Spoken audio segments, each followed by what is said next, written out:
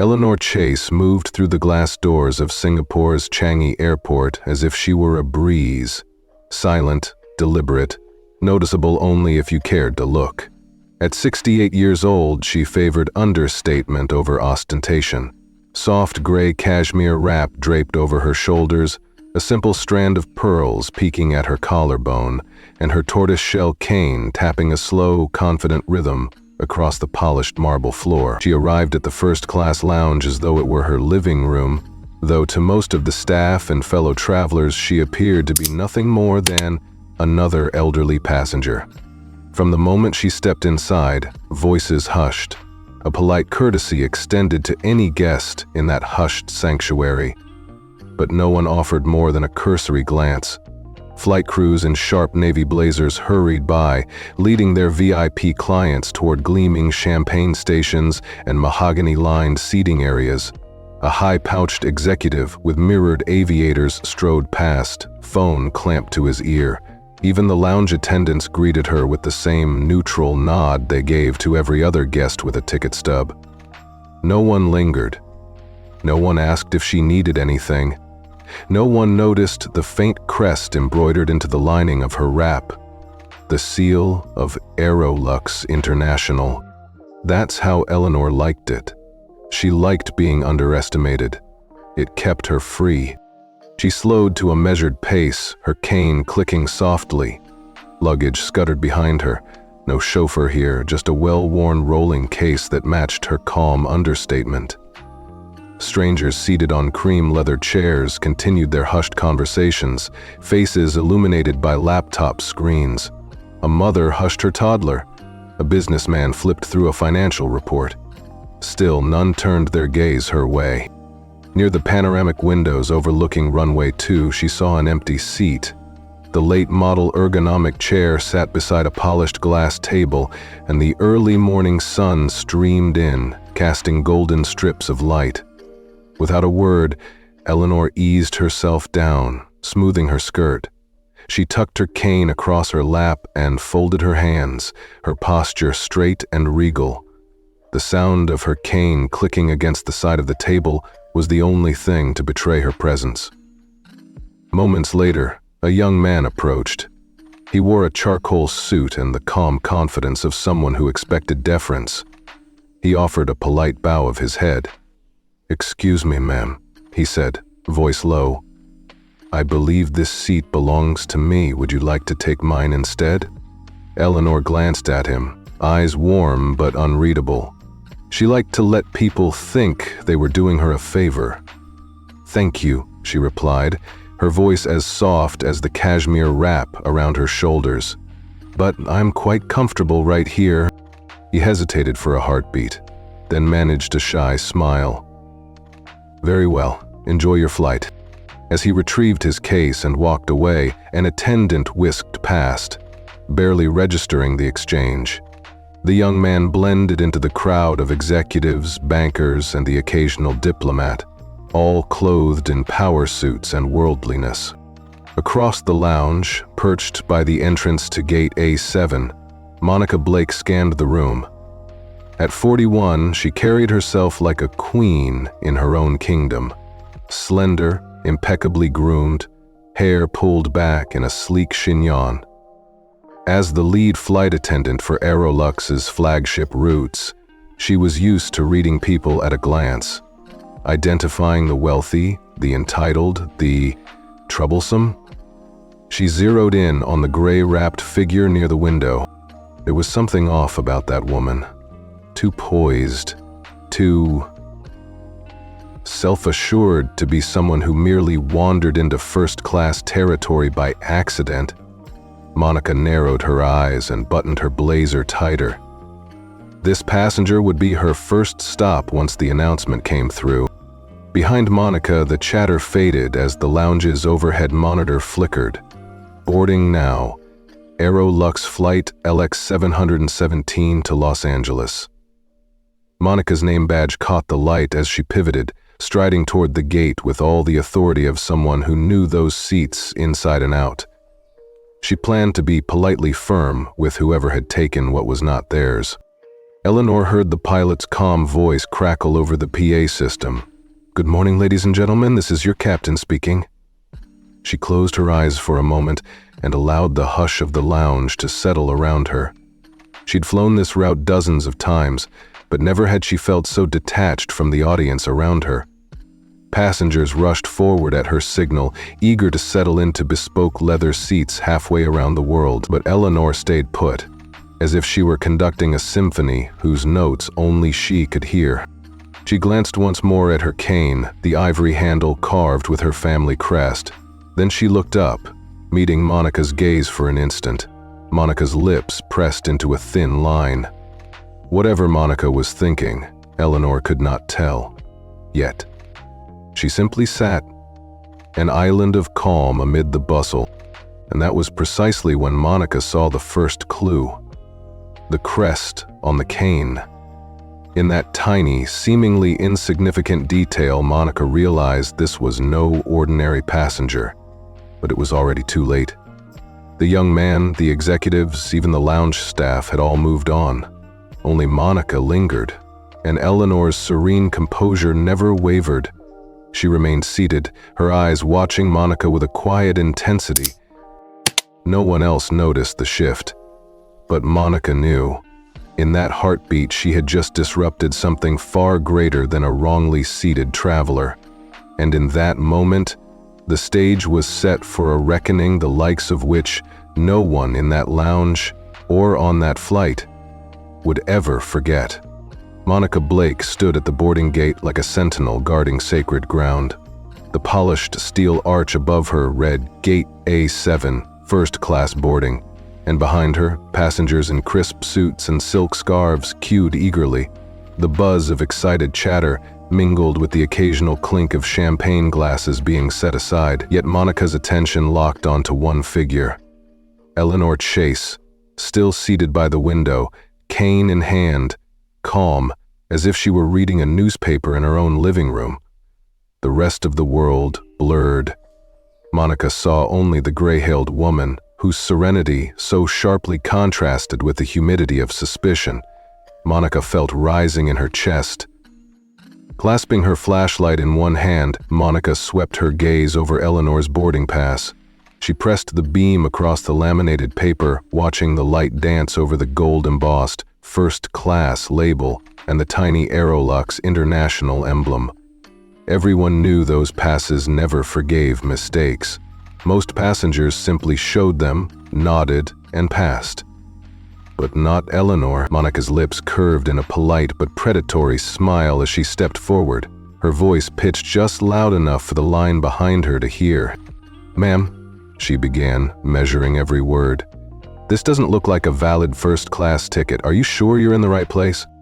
Eleanor lifted her chin, her pale blue eyes meeting Monica's with unflinching calm. She tapped her cane against the floor twice before responding, voice smooth and clear. "I'm quite certain, thank you." Monica's smile slipped into a smirk. She clicked her flashlight off and on again, as though the pass might magically transform in the brighter glow. Passengers behind Eleanor shifted uncomfortably, aware that this wasn't standard protocol. An older couple exchanged worried glances. A suited executive fidgeted with his boarding pass, pretending not to listen. But Monica was on a mission. She held out her hand for the pass, then flipped it over and over, scowling as if she'd discovered something new each time. "You realize people have tried to sneak into this cabin with counterfeit passes," Monica said, her tone laced with false concern. "I'd hate for you to cause a delay." Eleanor's fingers curled around her cane's handle. She stood slowly, every movement graceful, deliberate. The line froze, jaws slack, as Monica leaned in to speak more loudly, ensuring the entourage of passengers could hear. "Let me see that again," she ordered. "I need to scan it under the overhead light. We wouldn't want any confusion." By now, a small circle of onlookers had formed. Monica raised her flashlight high, framing Eleanor's face in stark contrast, shadowed eyes and tense jaw. Eleanor took a breath, tapping the heel of her cane in a soft staccato. She met Monica's glare without flinching.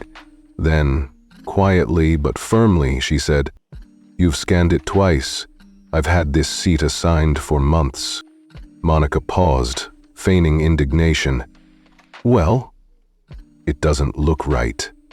The font is slightly off, and the hologram doesn't spring to life." She jabbed a finger at the pass. "I've got to be sure. We've had some incidents lately." Behind her, a young mother clutched her child's hand, eyes wide. A businessman in a crisp navy suit swallowed hard. The tension crackled like static between them.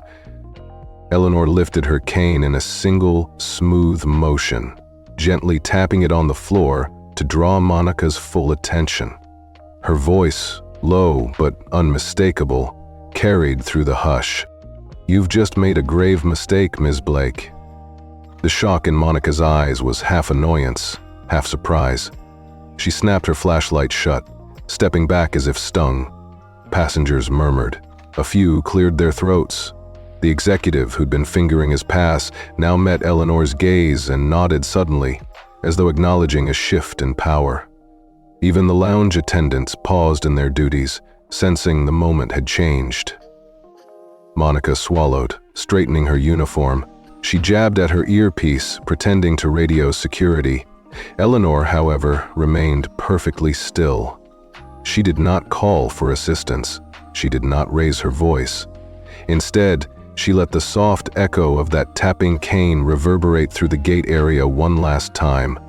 In that stillness, every passenger felt it, the raw authority of a woman who needed no backup, whose quiet dignity carried more weight than a dozen security officers.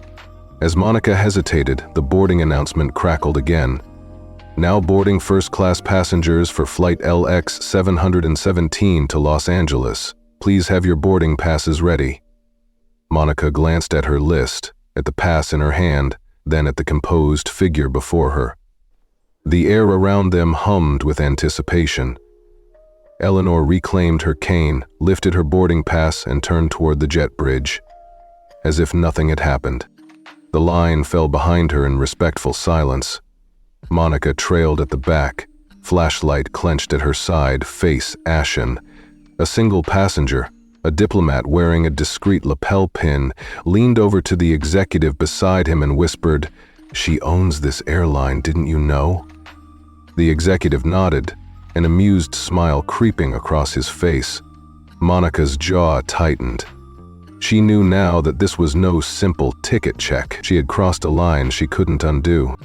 Eleanor paused at the entrance to the jet bridge, glanced over her shoulder, and offered Monica a slight, knowing nod. Then she walked on. Monica remained standing in the gate area, surrounded by first-class passengers, yet more isolated than ever. In that moment, the game had changed.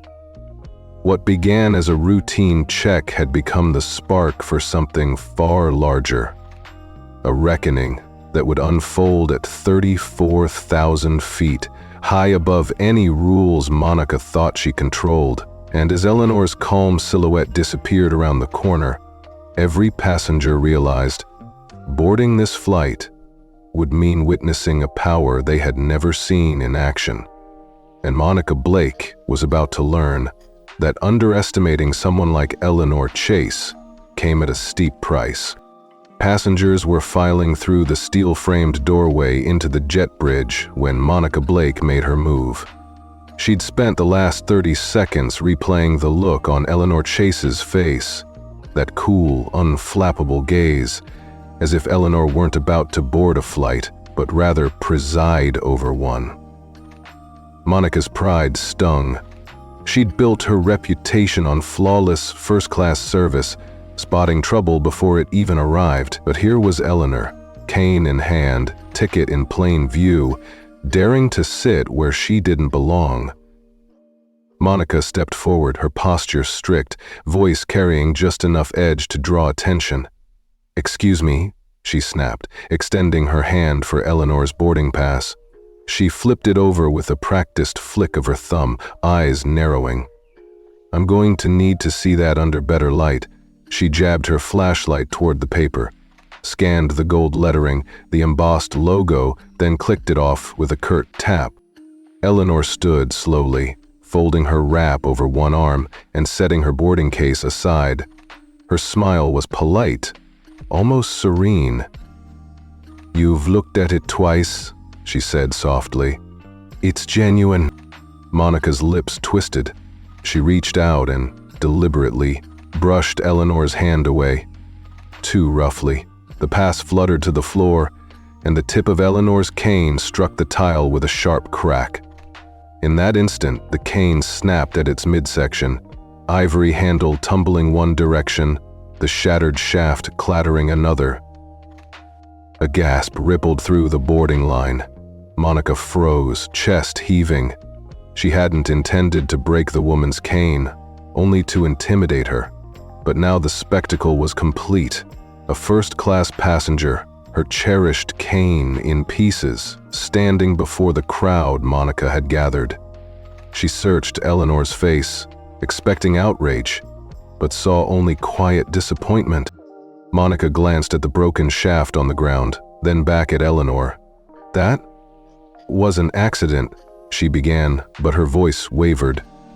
"Next time, read your ticket before stepping up here." A few travelers muttered, some in sympathy, others in thinly veiled judgment. No one moved to help Eleanor. Monica straightened, squared her shoulders, and delivered the line she'd rehearsed. "Look, I'm just enforcing the rules. We can't have people sneaking into first class." Eleanor bent at the waist to retrieve her cane's pieces. She did it with such calm precision that a hush fell over the crowd. As she picked up the ivory handle, she placed it gently on the shattered wood, her fingers brushing the cracks. Then, with an effortless grace, she straightened and looked directly at Monica. Her voice was low, measured, yet every word knocked the breath out of Monica's chest. "You've just made the gravest mistake of your career." Monica's throat went dry. She tried to step around Eleanor to usher her forward, but found her feet frozen. Eleanor's gaze held the authority of someone who didn't need a uniform or title to command respect. Monica realized, in that instant, that the quiet dignity she'd belittled was more powerful than any badge. Behind Monica, the gate attendants hovered, uncertain whether to intervene. The line of VIP travelers wavered, torn between stepping forward to help and waiting for Monica to regain control. A young diplomat in a crisp suit exchanged a glance with an older businessman, both silently urging Monica to apologize. But Monica's pride flared hotter than her fear. She dropped her flashlight, letting it clatter on the floor, and managed a brittle laugh. "Please, step aside," she barked, voice cracking. "I need to clear the way." Eleanor didn't move. She simply watched Monica with an unreadable expression. Then she slipped her hand into her wrap, withdrew a slender tablet, and tapped the screen. Monica's eyes flicked toward the device. Something flashed there, a confidential interface Monica recognized from her mandatory staff training. Priority protocol. Owner on board. A sharp breath caught in Monica's throat as the boarding announcement crackled overhead. "All first-class passengers, please proceed to the aircraft." Eleanor offered Monica a single, small nod. Then she turned, cane held in two hands, and began down the jet bridge. Travelers moved aside for her, patting heads and nodding respectfully. Monica watched, heat rising in her cheeks, her uniform feeling suddenly like the wrong costume. As Eleanor's silhouette vanished into the plane's doorway, Monica stooped to pick up the broken cane pieces, her hands trembling. She tucked the fragments into her service apron, but the crack was unmistakable. It mirrored the fracture forming inside her, between her arrogance and the realization that she had misjudged someone with the power to unmake her world. She followed Eleanor aboard, voice unsteady when she spoke into her headset. "Gate A7, this is Blake. I need to override boarding sequence. There's an incident." She swallowed hard, then added under her breath, "God help me. What have I done?" The plane's doors closed behind her. In that sealed cabin, Monica would soon learn exactly how grave her mistake had been, and how deeply its impact would echo through every mile of sky they crossed together. Monica Blake forced herself to keep her expression neutral as she swept aside the rope barrier and stepped into the jet bridge. Behind her, a chorus of polite "thank you" and "excuse me" drifted forward, mingling with the hiss of the cabin door closing behind the last passenger.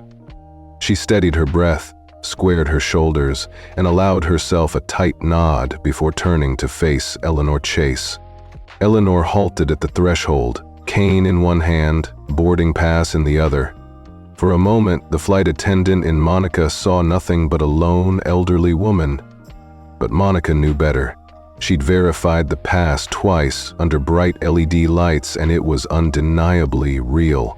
Yet every fiber of Monica's pride bristled at the thought of letting that woman take her place in 1A.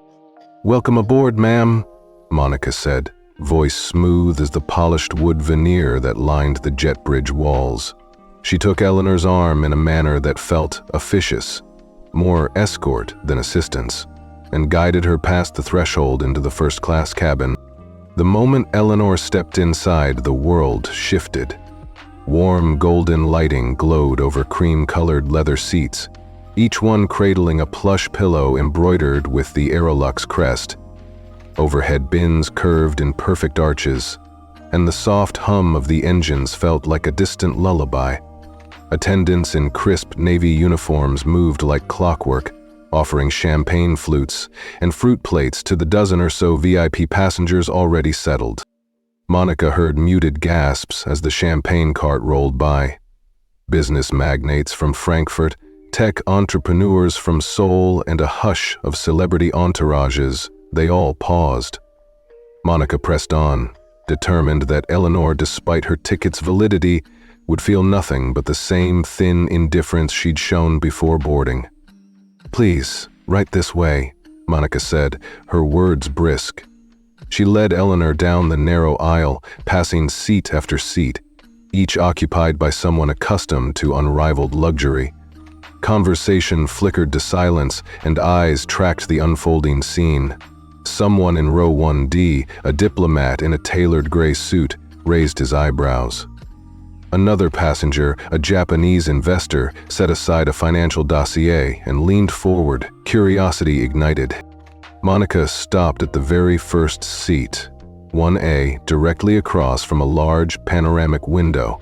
The seat's backrest button glowed, promising a fully flat bed at cruise altitude. Monica swept her arm toward it. "Your seat, ma'am," she announced, then stepped back to signify completion of her task. Eleanor's gaze followed the motion before she lowered herself onto the plush cushion. She lifted one slender hand to adjust the seatbelt, then rested the cane upright against the armrest. There was no rush, no tremor, only a serene command that seemed to still the cabin's atmosphere. Monica turned to retrieve the boarding pass scanner from her belt, but something caught the corner of her eye. A junior attendant, Haley Tran, stood just a few steps behind, clipboard in hand, scrolling through the digital manifest on a tablet. Monica's pulse quickened. Haley's eyes flicked from the screen to Eleanor, widening slightly, then darted back to the display. Monica moved closer, peering over Haley's shoulder. "Everything all set?" Monica asked, keeping her tone light. Haley cleared her throat, voice low. "Yes, ma'am. Everything is confirmed." Her eyes lingered on a line of text. Eleanor Chase, primary shareholder, 64%, Aerolux International. Monica's heart lodged in her throat. She hadn't expected anyone else to notice, or if they did, to say anything. But Haley's reaction was unmistakable. A quick intake of breath, a tightening at the corners of her mouth, the subtle shift of her posture that signaled both shock and deference. Monica swallowed, forcing her gaze back to Eleanor. She reminded herself this was protocol. Verify the pass, escort the passenger, and then move on to the rest of her duties. She tucked the scanner back into her belt and gave Haley a curt nod. "Thank you," she said, voice steadier than she felt. Haley gave a barely perceptible bow and glided away, leaving Monica alone with Eleanor and the dozen or so passengers whose attention had returned to their own conversations, though their sideward glances lingered. Monica approached Eleanor's seat again, offering a small smile, the kind she reserved for VIP guests. "Can I get you anything? Water? Champagne? A menu?" Eleanor looked up, eyes calm as still water, and shook her head. "No, thank you." Her voice was polite, but there was a crispness to it, like a well-timed piano key that commanded the room without volume. Monica nodded, suppressed her rising panic, and pivoted to continue her rounds. As she passed, Eleanor's gaze followed her, not with accusation, but with a measured curiosity that made Monica's steps falter. The subtle weight of being watched pressed on Monica's back like a physical force. In the rows behind them, passengers whispered among themselves. A woman in row 1C, a European court official, exchanged a knowing look with the diplomat in 1D. Soft murmurs of shareholder and owner rippled through the cabin. Monica's cheeks burned with embarrassment. She reminded herself these rumors could be false, easily dismissed by a manager in the galley. Yet even as monetary whispers circulated, Eleanor simply sat, hands folded over her lap, her posture perfect. She was the picture of unassuming power. No bluster, no entitlement, just presence. Monica realized that all the years she'd spent perfecting her role, anticipating every need, curating every detail, had never prepared her for this. Serving a woman who wielded real authority in silence. Monica gripped the edge of a drinks trolley as she passed and took a steadying breath. She reminded herself of protocol, of loyalty to Aerolux, of her own impeccable record. She would not falter. She would not let this passenger unnerve her. But deep in the back of her mind, a small voice whispered, "You did break her cane. You did question her ticket. You did humiliate her." That voice grew louder with every click of the cane's handle by Eleanor's side, a rhythm that echoed through Monica's conscience. Finishing her service round, Monica turned and caught a final glimpse of Eleanor through the cabin's soft lighting. Eleanor's lips curved into the slightest half-smile, and Monica felt it like a call to account. She knew now that this flight would not be like any other she'd worked. Somewhere in the heart of this silent cabin, a reckoning was waiting, and Monica Blake, Starflight attendant in her own right, would have to face it head-on, serving not just coffee and water, but the truth of her own mistake. The first-class cabin hummed with quiet conversation as Evelyn settled into her 1A seat. Soft amber lighting bathed the cream leather upholstery, and the faint whoosh of pressurized air was nearly soothing. Monica Blake drifted up and down the aisle, offering menus, topping off champagne flutes, and exchanging polite smiles with the dozen or so VIP guests on board. She'd just escorted Eleanor Chase to her seat, confirmed the pass under Haley's watchful eye, and mentally prepared to move on, until a quiet voice stopped her in her tracks. Monica turned toward the rear galley, where Haley Tran hovered with a tablet clutched in her arms.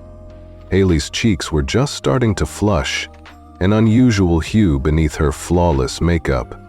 Monica raised an eyebrow and stepped down a row to meet her.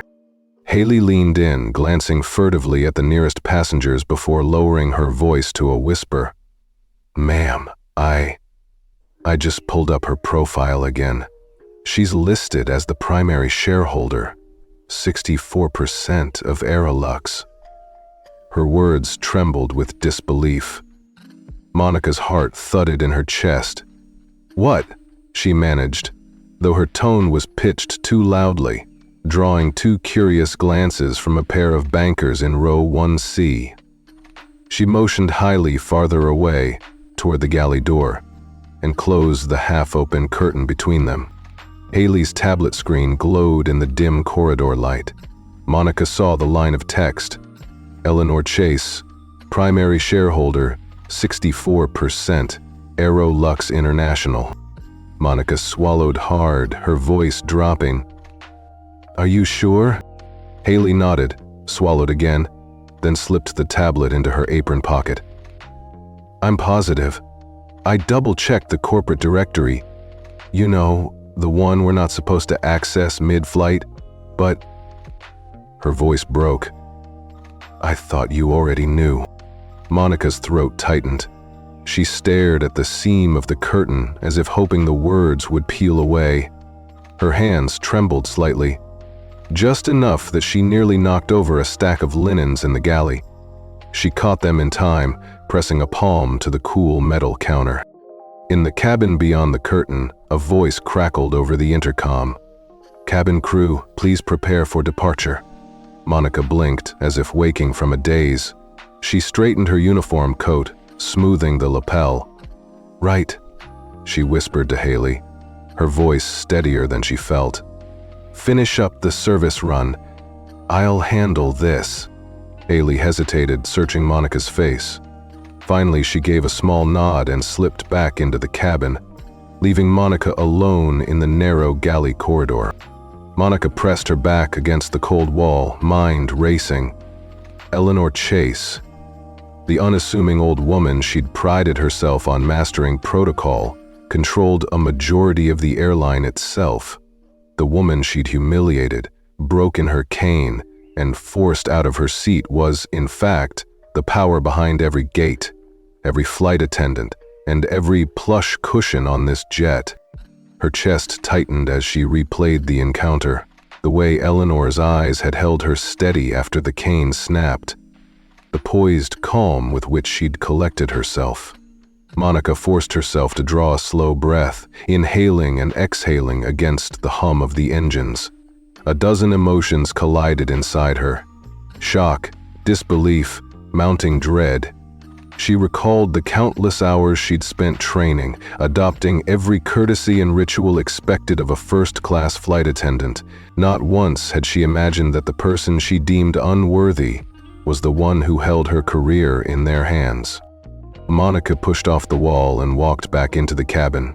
Passengers continued their quiet conversations, sipping Dom Perignon and skimming stock reports on tablets. But every face she passed seemed to register a silent shift in status. An elderly couple in row 1B exchanged a look that said, "She's the boss." The diplomat in 1C lowered his newspaper just enough for Monica to glimpse the Aerolux annual report spread across his lap. At Eleanor's seat, Monica knelt, her uniform wrinkle-free but her composure fraying. She locked eyes with Eleanor briefly, only for half a second, but that moment held the weight of every misstep she'd made. She swallowed hard. "Ma'am," she said quietly, offering the occasional bottled water with a trembling smile. "Is there anything else you need before takeoff?" Eleanor's gaze softened, as if she recognized Monica's inner turmoil. She shook her head gently. "No, thank you. I have everything I need right here." Monica nodded, brushing invisible lint off her skirt. She rose and backed away, regaining a fragment of professional poise. But beneath the surface, she fought the urge to collapse into herself.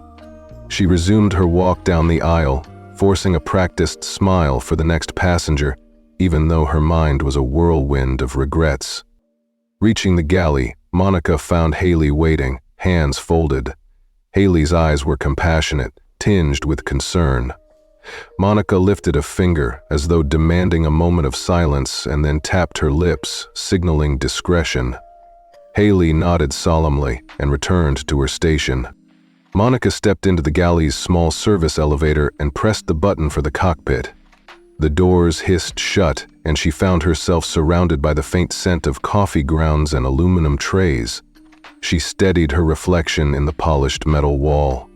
Her own face, pale and tense under the fluorescent strip above. Minutes later, the cockpit doors swung open. Monica stepped inside, and Captain Johnson gave her a curt nod. "What's going on?" he asked, glancing at the co-pilot. Swallowing, Monica spoke in a low voice that trembled with unspoken emotion. I just learned Ms. Chase isn't just a passenger. She owns the airline, 64%. She's the majority shareholder." She watched the captain's jaw tighten. Before he could respond, the call tone chimed on his comm panel. Captain Johnson pressed a button. "This is Captain Johnson." The screen blinked to life. On it appeared the face of Gabriel Knox, Aerolux's CEO, crisp suit behind him, expression unreadable. "Captain," Knox said, voice flat. "I've been notified of an incident. I trust you know Eleanor Chase is on board." The captain exhaled. "Yes, sir. We just confirmed her identity." Knox's gaze flicked to Monica standing behind Johnson, uniform immaculate but shoulders slumped. "Very well. Initiate Protocol 9 immediately. The entire crew is to be held to her command from this point forward. Inform all attendants. And Captain, good luck." The line went dead. Monica stared at the blank screen, her pulse pounding like a locomotive. She turned to Captain Johnson, who met her eyes with a look that was part apology, part steely resolve. As Monica backed out of the cockpit, she felt the full weight of what lay ahead. Protocol 9 meant that every decision, every service, every instruction on this flight would revolve around fulfilling Eleanor's unspoken expectations. The irony stung. The woman she'd scorned was now the center of power, and Monica Blake, the consummate professional, had no choice but to obey. Stepping back into the cabin, Monica realized this was more than a flight. It was her reckoning. And under the watchful eyes of the woman she had once humiliated at 34,000 feet, her career and her pride hung in the balance. Monica Blake barely registered the soft chime of the cockpit intercom before she heard her name.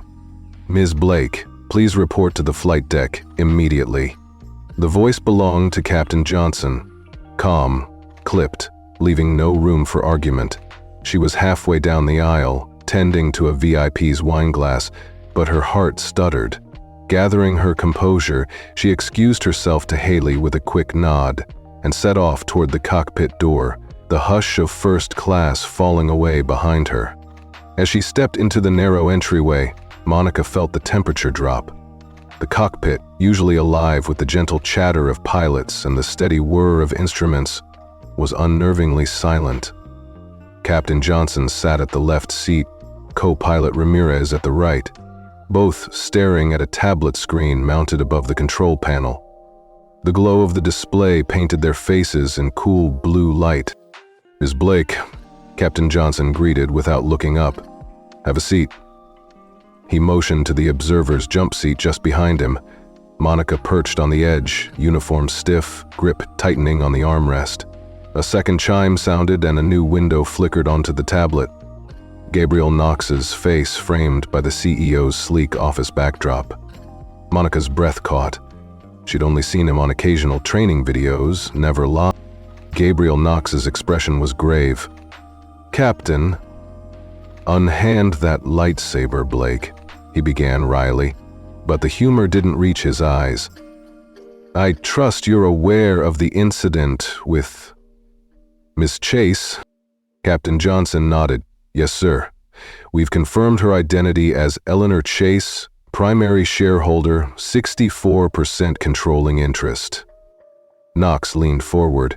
"Good. Then you know what Protocol 9 entails." He tapped the screen and a scrolling list appeared. Protocol 9, Owner Onboard Incident Review / Unconditional Deference Required. Monica's pulse thundered in her ears. She'd heard whispers of priority protocol during initial staff training, an obscure clause granting an owner absolute authority during flight. But she'd never imagined it activated mid-air. Gabriel's voice cut through her panic. "Monica," he said softly but firmly, "from this moment until we land, all crew operations fall under Ms. Chase's direction. You and your fellow attendants will execute her requests without question." Monica swallowed. "Sir, is that—" "I'm not asking permission," Knox interrupted. "I'm issuing an order. Enforce it. And Captain, keep me updated." With a subtle nod, Knox faded from the screen, leaving the cockpit awash in silence once more. Ramirez exhaled, breaking the tension. "Well, that's unsettling." His fingers danced over the controls, raising the cabin intercom channel. Captain Johnson flicked a switch and spoke clearly. "Cabin crew, this is Captain Johnson. Protocol 9 has been activated.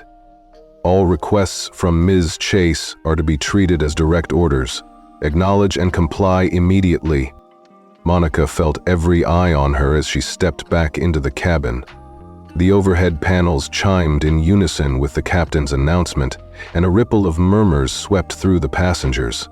She brushed past the stunned faces, executives, diplomats, entertainers, each processing the notion that the woman they'd just seen escorted to her seat now held absolute sway over the flight. She paused at Eleanor's seat. The ivory handle of the newly repaired cane rested by her side, a silent testament to events gone by.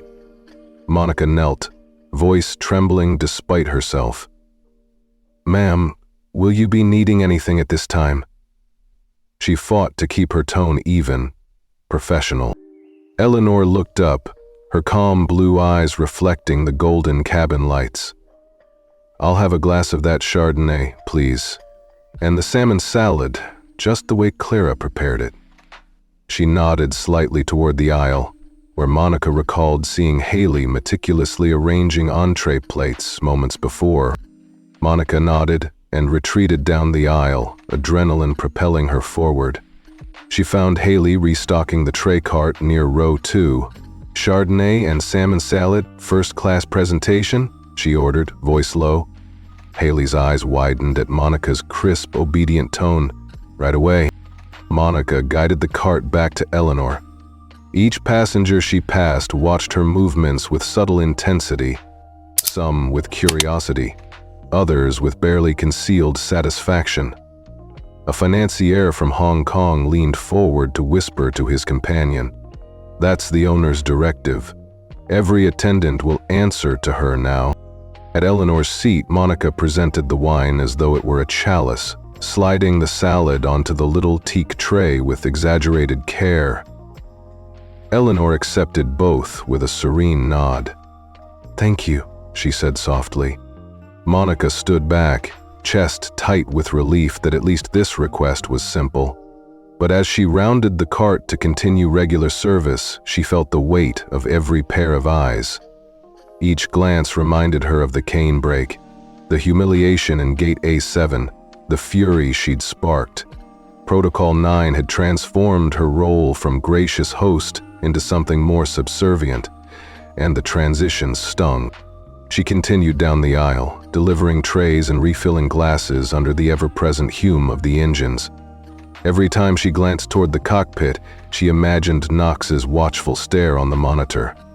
Each time she passed row after row of passengers, she wondered, were their lives ever so publicly redirected? Would they forgive her, or did they now see her as the cautionary tale? An hour passed in a blur of compliance. Monica barely recognized herself. The flight attendant who once led every interaction now followed directions she'd never received. But she obeyed. She would learn. She had to learn. By the time the seatbelt sign flickered off, Monica found herself standing behind Eleanor's seat again, ready to take the next order. She cleared her throat. "Ma'am, is there anything else I can do for you?" Eleanor smiled, a subtle curve of her lips that held both warmth and an unspoken challenge. "Not at the moment," she replied. "But thank you for your prompt service." Then, leaning back, she closed her eyes and took a delicate sip of her wine, cane resting gracefully in her lap. Monica exhaled, her shoulders sagging ever so slightly. She straightened, squared her shoulders again, and moved on to the next guest. The quiet click of the cane echoed in her mind, an echo of authority she could neither break nor ignore. At 34,000 feet, Monica Blake learned what it meant to be truly at someone's command, and she understood that from now on, every decision would hinge on one thing: Eleanor Chase's silent will.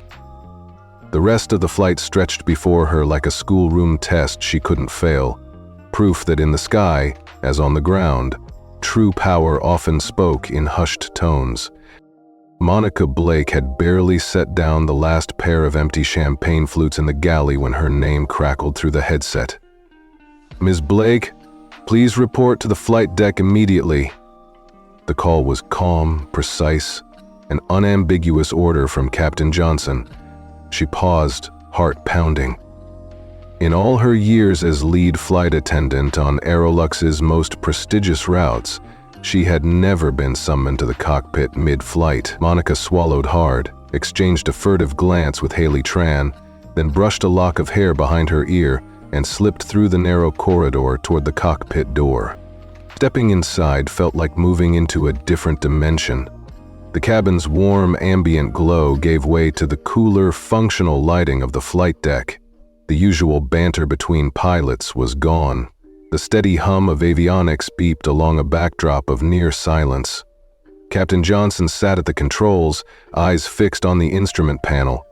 In the co-pilot's seat, Ramirez's face was drawn, his normally relaxed posture now rigid. Monica's polished shoes clicked against the metal floor as she approached. "Captain?" she began, her voice quiet. "You called for me." He nodded without turning around. "Yes, Ms. Blake. Close the door, please." The tension in his voice was unmistakable. Monica obeyed, sealing the cockpit from the rest of the aircraft. She found herself facing the two pilots, her uniform immaculate, but her composure suddenly fragile. Before she could speak again, the flight deck's monitor flickered, and the image of Gabriel Knox, Aerolux's CEO, appeared. His suit was impeccable, his expression unreadable. Behind him, the sleek lines of a corporate boardroom hinted at the authority he wielded. "Monica Blake," Knox began, voice steady, "I've reviewed the incident report. You're well aware of the situation with Ms. Chase." Monica forced herself to stand straight, hands clasped in front of her. "Yes, sir," she managed, her throat tight. Knox continued, "Eleanor Chase is more than a passenger. She controls 64% of this airline. You just broke her cane and publicly humiliated her at the gate. Do you understand the gravity of that mistake?" Monica's breath caught. She opened her mouth to apologize, but the words lodged in her throat. I didn't realize," she stammered, but Knox cut her off with a raised hand. "I'm not interested in excuses," he said, his tone growing harder. "I'm interested in consequences." He tapped the screen and a document titled Disciplinary Action Protocol 9 scrolled into view. Monica recognized the memo from her initial training, a seldom used clause granting extraordinary measures when an owner's dignity was compromised. Knox fixed her with a steady gaze. "Under Protocol 9, you're to be publicly disciplined mid-flight, before Ms. Chase and every passenger in first class. You will read your own suspension order," he said, voice icy. "Then, effective immediately, you will hand over your duties to the junior attendant, and you will occupy an economy seat for the remainder of the flight." Monica's pulse thundered. She'd imagined all sorts of outcomes. An offhand reprimand, maybe a talking to by a line manager after landing, but this felt like her world unraveling in real time. She fought a wave of vertigo, slumping against the bulkhead for support. Captain Johnson cleared his throat. "Ma'am, plans for compliance will be sent to cabin crew now. Prepare yourself." Monica straightened, forcing her shoulders back. She licked her dry lips. "Sir, May I at least speak to Ms. Chase first?" Apologize personally. Knox's eyes narrowed. No. The apology will happen in due course, and the reading of the order is your first act of accountability. Do you understand? Monica nodded once, stiffly. Yes, sir. The screen went dark. Ramirez exchanged a glance with Captain Johnson before turning back to his controls. Monica exhaled, the sound loud in the confined space. She pressed a hand to her heart, trying to tame the racing drumbeat within her chest. Mrs. Blake, Captain Johnson said softly, you have 5 minutes before we publish to the cabin. I'll monitor the intercom channel, just be ready. Monica swallowed the lump in her throat and plastered on a mask of professional calm. Understood. She inched toward the cockpit door. One more thing, Captain. The cane. I can replace it after landing. He shook his head. It's been logged as evidence. You'll handle that on the ground. Now go. His voice held no trace of warmth, only the authority of someone who knew her fate was already sealed. The cockpit door slid open and Monica stepped back into the first-class cabin. The mood had shifted palpably. The soft hum of conversation had gone still. A hush fell as the flight attendants, Haley included, exchanged uneasy looks. Monica's stomach twisted as she caught sight of Eleanor, seated exactly where she'd left her, cane mended but now a silent symbol of all that had transpired. Monica lifted her chin, squared her shoulders, and tapped her headset. Cabin crew, this is Captain Johnson. Her voice quavered once, but she fought to steady it. Protocol 9 is now in effect. I will deliver the disciplinary announcement momentarily. You are to comply with Ms. Chase's directives without question. A ripple of surprise and murmurs rippled through the cabin. Monica felt every pair of eyes on her as she made her way to the front. Passengers shifted in their seats, some with sympathetic glances, others with haughty smirks. A fashion editor in row 1C tapped her screen, likely tweeting already. Monica swallowed hard, each step toward the midpoint of the cabin echoing like a drumbeat of judgment. She reached the discreet microphone panel embedded in the ceiling. Clearing her throat, she paused, caught between pride and panic. Ella the Sea's words, her orders, and the memory of the snapped cane all collided in her mind. Gathering what remained of her courage, she averted her eyes momentarily, then looked straight ahead. Monica pressed the talk bar and spoke, voice clear, carrying through the hush like a verdict. Ladies and gentlemen, this is your head flight attendant, Monica Blake. Effective immediately, I am suspended from duty for the duration of this flight under Protocol 9. I will now relinquish my station and pass all responsibilities to Ms. Haley Tran. I apologize for my actions earlier and regret any distress caused. Thank you for your understanding. The cabin remained silent. Shock and compassion mingled in equal measure. Monica released the button and let the echo of her words settle. She straightened her uniform one last time, then removed her name badge and unhooked her headset, placing both in her apron pocket. The reality of her actions crashed over her like turbulence. A public confession, not under the bright lights of a disciplinary hearing, but in the quiet intimacy of 34,000 feet of air. Monica turned and gave a curt nod to the crew behind her.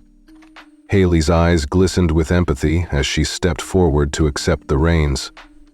The other attendants offered polite bows, no words, but their expressions conveyed shared sorrow and respect. Eleanor watched the entire exchange without moving. Her gaze was steady, her posture unchanged. Monica met her eyes briefly. No anger, no gloating, only a calm that resonated deeper than any apology. Monica felt tears prick at her eyes. She gave a small, respectful incline of her head to Eleanor, then turned away and walked down the aisle toward the rear of the plane.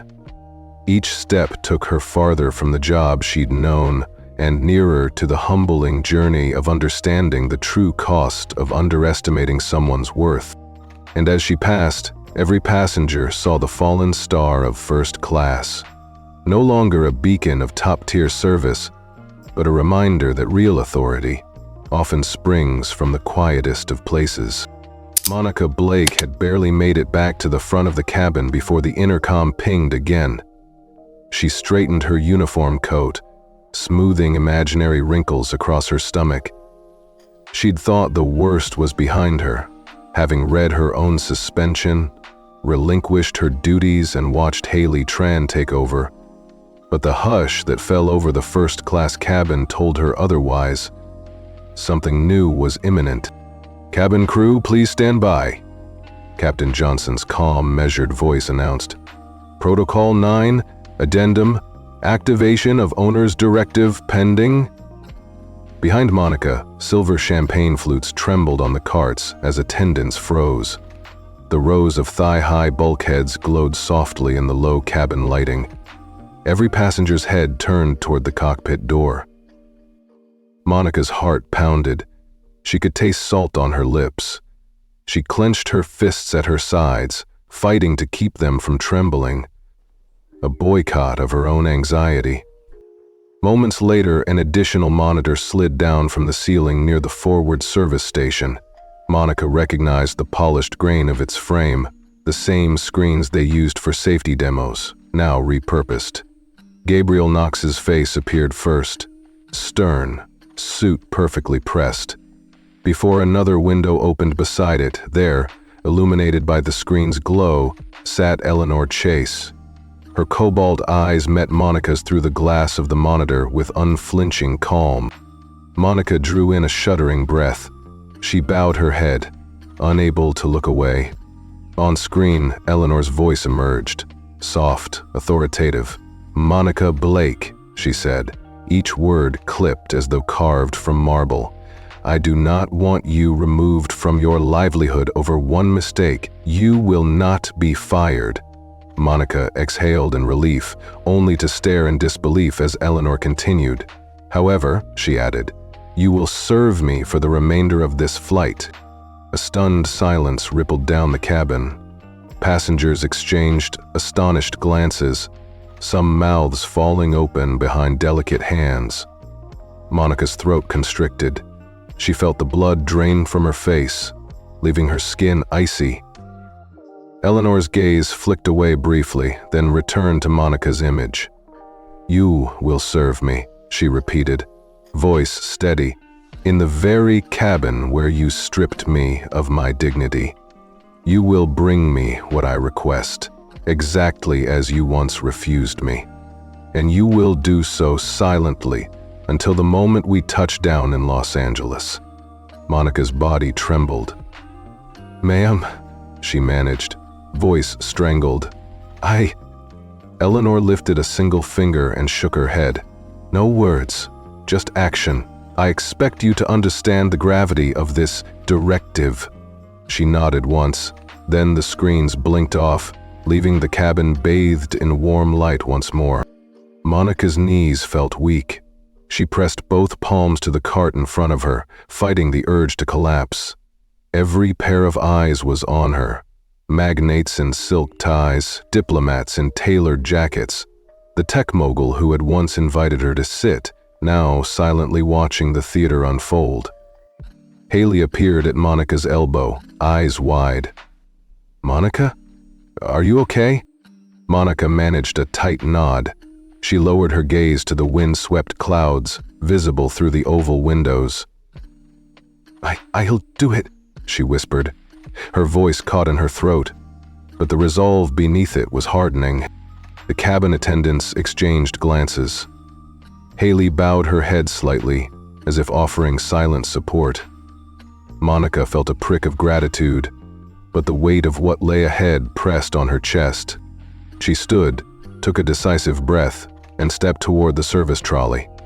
The first request, she knew, would set the tone. She forced herself to look at the passenger in seat 2C, a wealthy industrialist, sipping tea. Taking a tray of soft rolls in her gloved hand, She approached him with a practiced smile that felt like a mask. "Sir, would you care for fresh rolls?" she asked, voice gentle. He looked up in surprise, then nodded. "Thank you," he said. "But I'm fine." Monica nodded and moved on, barely registering the muffled murmur as she passed row after row. Each step was a silent promise. She would comply. She would atone. At Eleanor's seat, Monica paused. The owner of the airline sat erect, cane resting beside her armrest like an extension of her authority. Monica reminded herself of the broken cane shaft now stowed in baggage hold. Another silent witness to Monica's mistake. She drew the Chardonnay bottle from the cart, carefully placed it in the silver ice bucket, and approached Eleanor. Her hands shook so slightly the crystal caught the light. Setting the bucket in its stand, she turned and produced 2 glasses. She poured the golden liquid in a slow, deliberate arc. Eleanor's eyes never wavered. "Your wine, ma'am," Monica said, voice small. Eleanor accepted the glass with one hand, lifted it to her lips, and sipped. "Thank you," she said, soft enough that Monica had to lean in to hear. "Now, a glass of still water, please. And the salmon salad? Light on the dressing." Monica inhaled. "Of course, ma'am." She retrieved the water, filled the glass cleanly, then plucked a pre-prepared salad from the cart. The lettuce crisp, the salmon glistening, everything the menu had promised. She arranged the tray on Eleanor's fold-out table. Every passenger bore witness. Monica felt her cheeks burn. A flash of regret cut through her embarrassment. Anger at herself for ever having let things escalate so far. But there was no place for excuses. She gave Eleanor a respectful nod, turned and resumed her circuit. Every refill, every crumb removal, every polite "yes, ma'am," delivered under the watchful eyes of those she'd inadvertently summoned. Row 1D caught her eye. A family of 4, mother, father, 2 daughters. The father offered a sympathetic glance. The mother whispered to her eldest, pointing discreetly at Monica. "Mistakes happen, but look how she's owning it." Monica forced herself to notice. Small kindness in a sea of judgment. She pressed on, balancing the tray cart through the narrow aisle, mindful of the passengers who had once treated her as an equal steward. Now she was something else. Part contrite servant, part cautionary exhibit. Yet through it all, she moved with precision, intent on fulfilling Eleanor's directive flawlessly. An hour in, Monica found herself glancing at the cabin clock. 30 minutes until descent. Her body ached, her pride felt shredded, but in her chest a strange steadiness had taken root. Each served drink, each tedious task chipped away at her assumptions until something new took hold. Empathy. She turned back to Eleanor's seat for another round. Before she could speak, Eleanor raised a hand. "No more for now," she said. "Thank you." Monica nodded and paused. For the first time since the incident, she dared to look Eleanor in the eye without fear. "Thank you, ma'am," Monica replied, voice clearer than it had been in hours. "Thank you for the opportunity." Eleanor's lips curved in the barest hint of a smile, as though pleased by Monica's words. Then she turned away, folding her hands and gazing out at the endless blue beyond the window. Monica moved on, leaving behind a moment of fragile understanding. The rest of the flight would follow the same quiet flow, requests and responses, humility in action. She would serve until landing, not as punishment, but as the most humbling lesson she had ever received. And for that, she would be profoundly grateful. Monica Blake had spent the last hour gliding up and down the first-class aisle, delivering water, clearing dishes, and suppressing the tight knot of shame twisting in her stomach. The cabin's low hum of conversation felt worlds away from the boardroom-style tension she'd endured earlier. Now, Passengers reclined in soft leather seats, tended by Haley and the other attendants, who whispered about the owner's protocol in hushed tones. But every set of eyes still flicked Monica's way, as if they were waiting for the next scene in a drama that had begun at gate A7. At this point, she moved almost mechanically, set down a fresh blanket, offered a chocolate-covered strawberry, each action precise, professional. She'd learned to anticipate needs. She'd prided herself on reading micro-expressions. Today, though, every request from Eleanor Chase was a reminder of how little Monica truly understood other people's experiences. As she approached Eleanor's seat for the umpteenth time, the cabin's soft lighting played across Eleanor's calm face. The ivory handle of the restored cane gleamed beside her. Monica offered the final dish, an impeccable creme brulee, but instead of speaking, she simply stood by, waiting for the next instruction. In that pause, the cabin seemed to hold its collective breath. Eleanor lifted her eyes from the dessert, observing Monica with a steady gaze. "You've served me well, Miss Blake," she said softly, her voice gentle but carrying a weight that stopped Monica's pulse. "But before we land, there's something I'd like to ask you." Monica's fingers stilled around the tray. She nodded, throat tight. "Yes, ma'am?" Eleanor leaned forward just enough that only Monica could hear. "Have you ever had anyone ask you if you truly belong here?" She paused, letting the question hang in the calm air. "Have you ever wondered whether you deserve this station, this uniform, these privileges?" Monica's breath caught. She blinked, as though trying to clear her mind of static. All around her, passengers continued their conversations, oblivious to this private moment that felt louder than any announcement. Monica's pulse pounded in her ears. She realized she had nothing ready to say. She shook her head almost imperceptibly. No one's ever asked me that." Her voice was so quiet she worried Eleanor might not have heard. Eleanor's gaze softened, but there was no pity, only clarity. "You've spent your career judging others," she said, voice barely above a whisper. "You decide who fits the part, who looks the part before you even greet them. But have you ever paused to question yourself?" She tapped the edge of the tray table gently.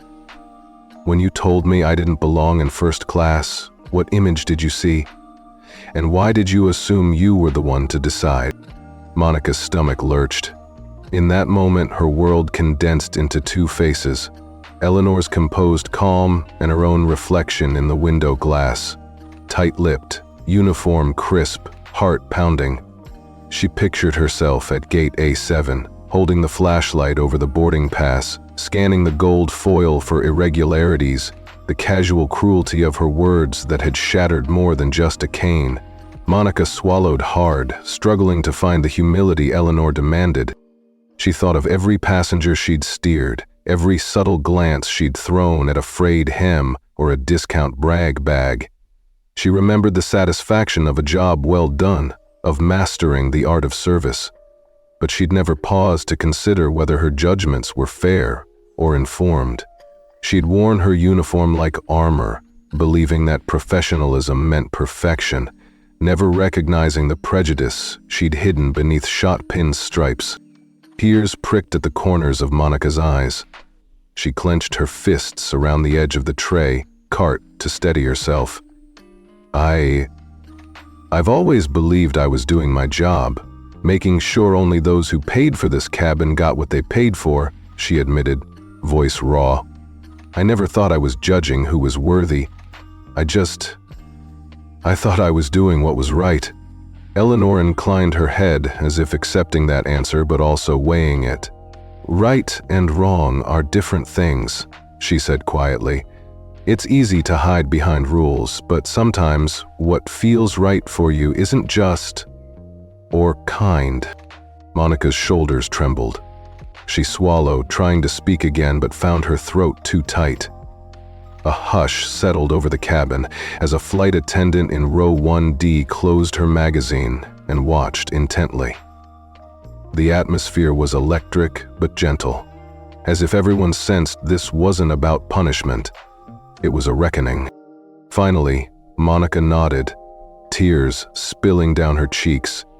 She pressed a finger to her lips, remembering Eleanor's directive, no words, only action.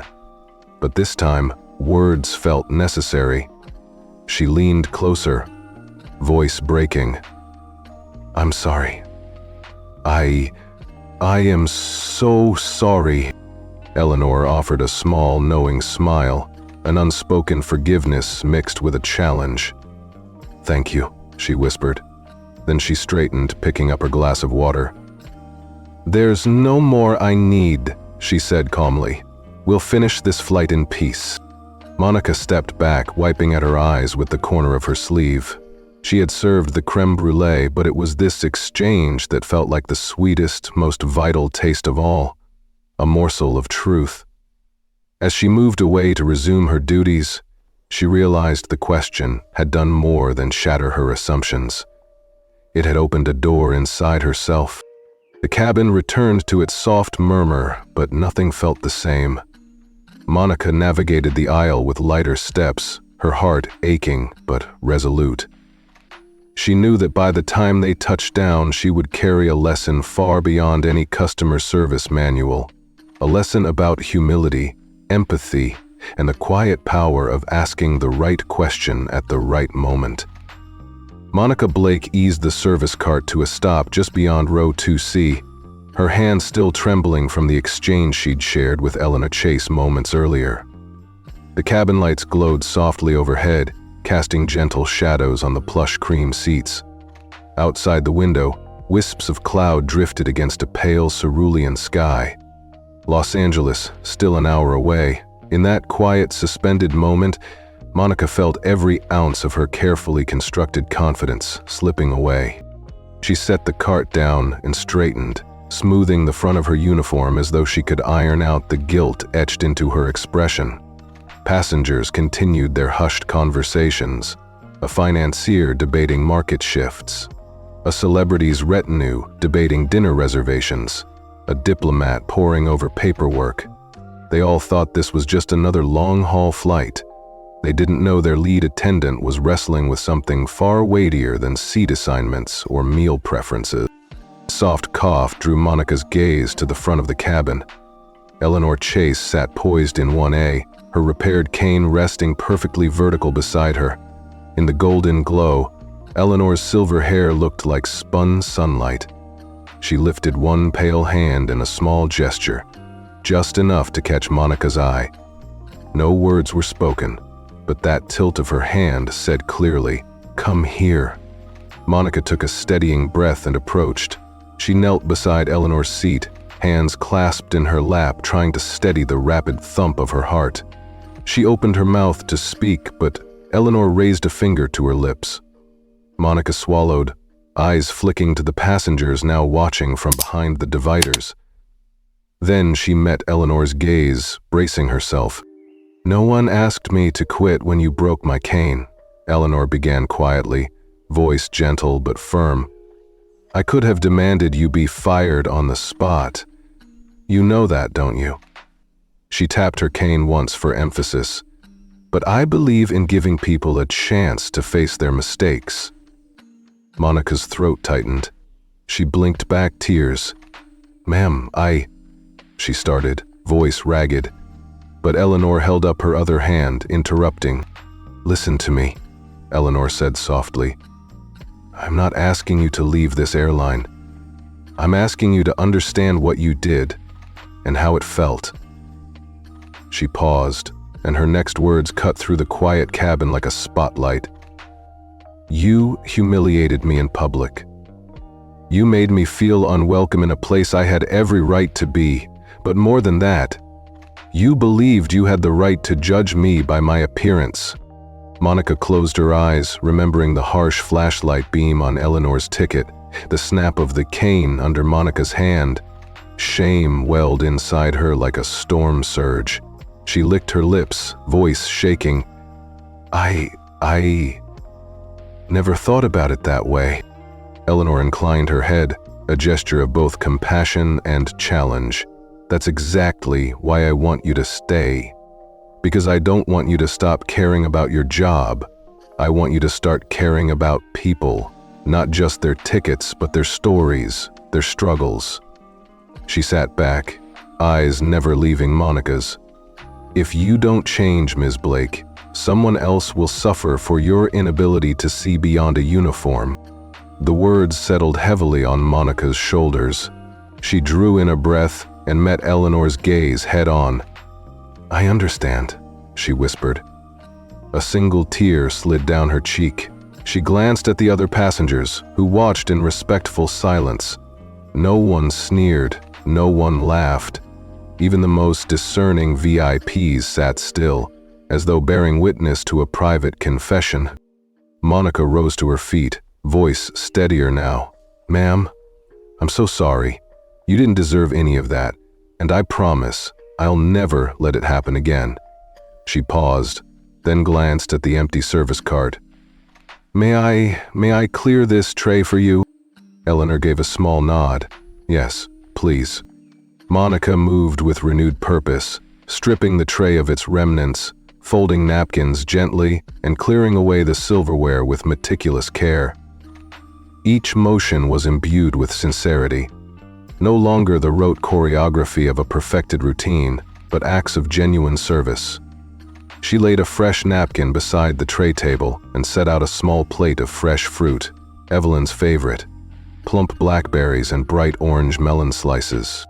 As she worked, Haley Tran glanced over, her expression soft with approval. Monica caught her eye and offered a grateful, almost shy smile. Haley returned it with a nod, then discreetly moved on to serve the row behind. Monica finished at Eleanor's seat and met her eyes again. Here you are, ma'am, she said quietly. She gave a respectful bow of her head. Thank you for teaching me what it truly means to serve. Eleanor's lips curved into the gentlest of smiles. Thank you for listening, she replied. Now, let's enjoy the rest of this flight.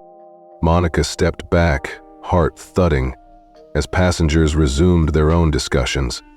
Some smiling quietly at the transformation they'd witnessed, others simply savoring their meals. The cabin's atmosphere shifted from tension to something softer, more humane. Monica returned to the service cart and took a moment to look out the window at the endless sky. Below, the clouds drifted peacefully, oblivious to the drama in the cabin. Above, the plane hummed confidently toward its destination. Inside, something fundamental had changed. Her uniform still fit, her name badge lay folded in her apron pocket. But beneath the crisp fabric, Monica felt a new understanding taking root. That true professionalism meant more than flawless performance. It meant empathy. It meant seeing every passenger, especially the ones you think you know, through the lens of their humanity. As the plane began its initial descent toward Los Angeles, Monica prepared herself for the final chapter of this journey. She would face the aftermath of Protocol 9, the debrief in the cockpit, and the long road of rebuilding trust.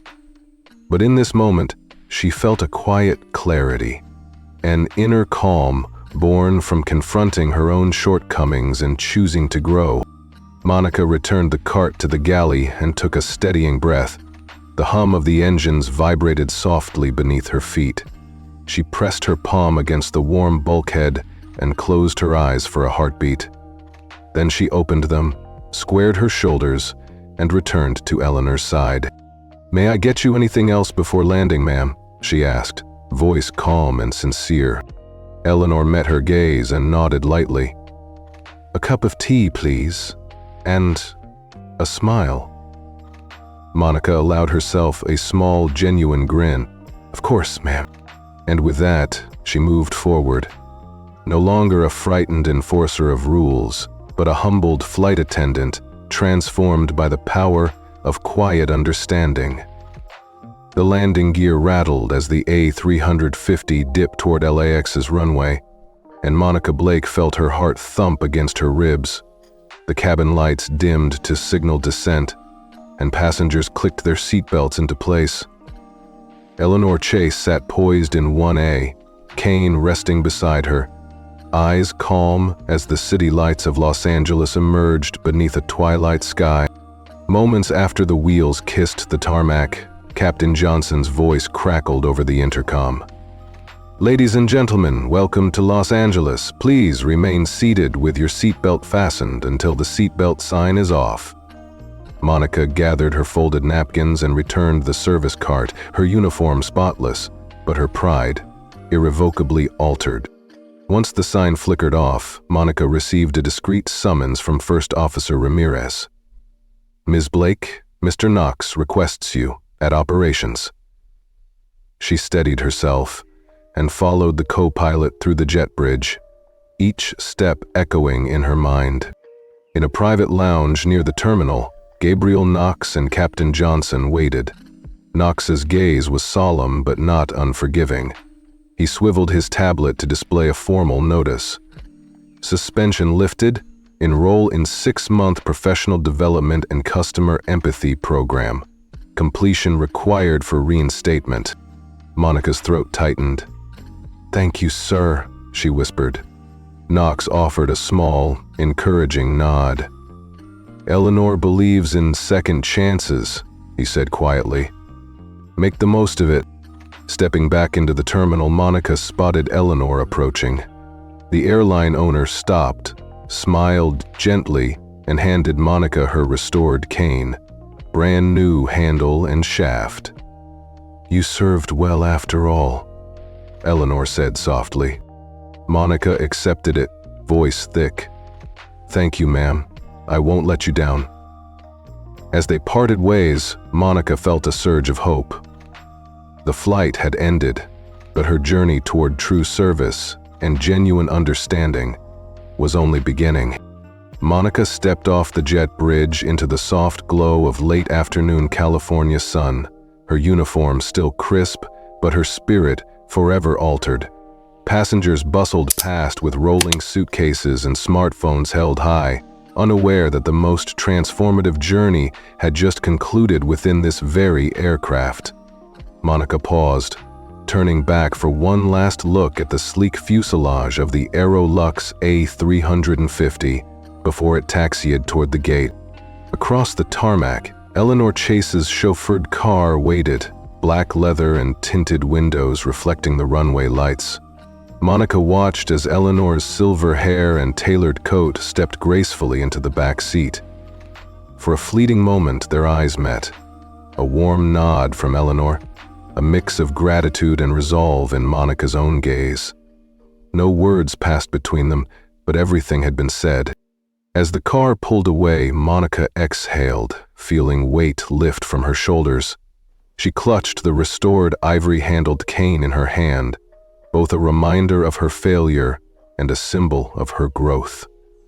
The wind carried distant echoes of aircraft engines, and she realized that, like a flight's final descent into calm, her own journey toward understanding had only just begun. She turned and walked toward baggage claim, each step imbued with quiet confidence. Memories of the gate confrontation, the broken cane, the hush of the cabin when Protocol 9 was announced, all of it replayed like a vivid tapestry. But Monica knew those moments had sharpened her empathy, awakened her compassion for people she once judged without thought. By the time she reached the terminal exit, Monica's eyes were clear and determined. She would return to Aerolux with a renewed purpose, to train with humility, to serve with sincerity, and to ensure that no passenger ever felt overlooked or dismissed again. Behind her, the illuminated letters on the departure board spelled endless possibilities and a promise that true redemption lies not in punishment, but in genuine change. Monica stepped into the flow of arriving travelers, ready to embrace the lessons learned at 34,000 feet and to carry them forward, wherever her path might lead.